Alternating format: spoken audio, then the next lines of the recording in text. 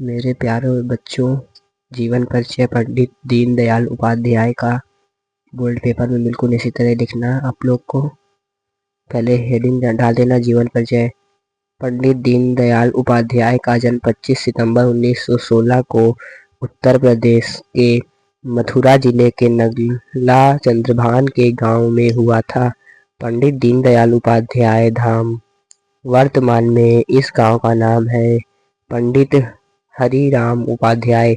इनके दादा का नाम था जो एक प्रमुख ज्योतिषी थे। भगवती प्रसाद उपाध्याय उनके पिता का नाम था और राम प्यारी उनकी माता का। उनके पिता जलेसर में एक सहायक स्टेशन मास्टर के रूप में काम करते थे और उनकी मां एक धर्मनिष्ठ कैथोलिक थी। उनके छोटे भाई का नाम शिवदयाल उपाध्याय था।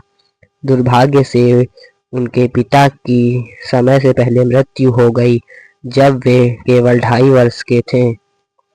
उसके बाद उनका परिवार राजस्थान के जयपुर क्षेत्र के एक गांव धनकिया में अपने नाना के साथ रहने के लिए चला गया।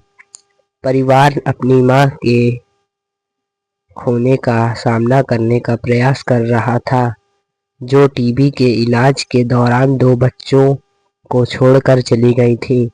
जब वह केवल 10 वर्ष के थे तब उनके नाना का भी देहांत हो गया था। फिर मामा ने इनका पालन पोषण किया। मामा ने उनके साथ ऐसा व्यवहार किया जैसे वे अपने बच्चे हैं। पंडित जी ने न केवल कम उम्र में अपना ख्याल रखा बल्कि उन्होंने अपने छोटे भाई के लिए अभिभावक की भूमिका भी निभाई। हालांकि भाई को चेचक हो गया था और 18 नवंबर 1934 को उनकी मृत्यु हो गई। शिक्षा हेडिंग डालना है। दीनदयाल जी ने एक युवा के रूप में कई उतार चढ़ाव का अनुभव किया, लेकिन उन्होंने अपने जीवन में डटे रहे और आगे बढ़ते रहे। उन्होंने हाई स्कूल की परीक्षा सीकर से पास की।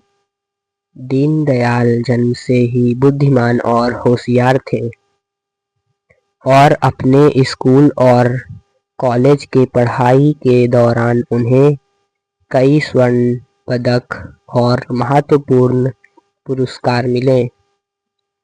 इन्होंने अपनी स्कूल की शिक्षा बिड़ला कॉलेज पिलानी और स्नातक की शिक्षा कानपुर विश्वविद्यालय के सनातन धर्म कॉलेज से पूरी की।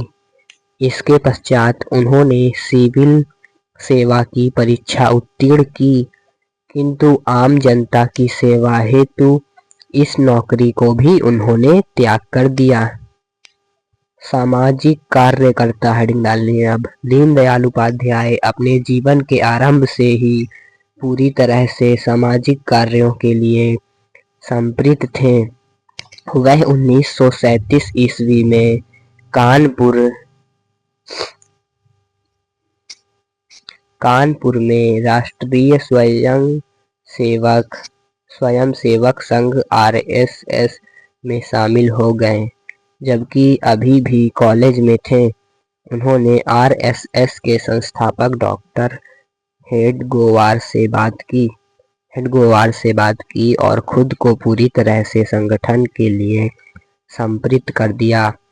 सन 1942 ईस्वी में अपनी स्नातक शिक्षा पूरी करने के बाद न तो उन्होंने नौकरी किया और न ही शादी किया, बल्कि उन्होंने संघ शिक्षा में शिक्षा प्राप्त करने के लिए 40 दिवसीय RSS शिविर में भाग लेने के लिए नागपुर चले गए। डॉक्टर श्यामा प्रसाद मुखर्जी द्वारा सन 1951 में स्थापित किए गए भारतीय जनसंघ का इन्हें प्रथम महासचिव नियुक्त किया गया। ये लगातार 1967 ईस्वी तक जनसंघ के महासचिव बने रहे।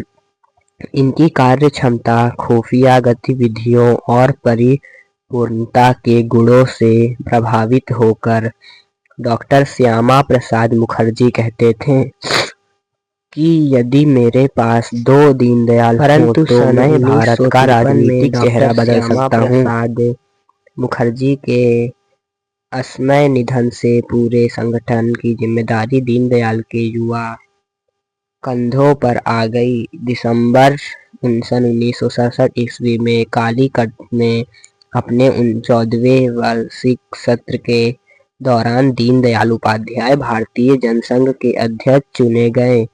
11 फरवरी 1968 ईस्वी को उनका निधन हो गया।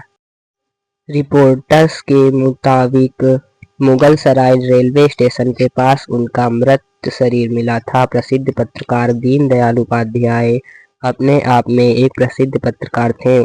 1940 के दशक में जब उपाध्याय ने लखनऊ स्थित मासिक पत्रिका राष्ट्रधर्म के लिए काम किया तो उनके भीतर का पत्रकार सामने आया। उन्होंने अपने आरएसएस कार्यकाल के दौरान पांचजन्य की संदेश नामक एक दैनिक समाचार पत्र का संपादन भी किया। उन्होंने हिंदी में नाटक चंद्रगुप्त मौर्य के साथ साथ शंकराचार्य की जीवनी भी लिखी। इन्होंने डॉक्टर हेडगेवार की जीवनी का मराठी से हिंदी में अनुवाद किया। निष्कर्ष: पंडित दीनदयाल उपाध्याय बहुमुखी प्रतिभा के धनी थे। यह उल्लेखनीय व्यक्तित्व उत्कृष्ट अर्थशास्त्री, आयोजक, शिक्षक, राजनीतिज्ञ, वक्ता, लेखक और पत्रकार जैसी प्रतिभाओं को अपने अंदर समेटे हुए थे।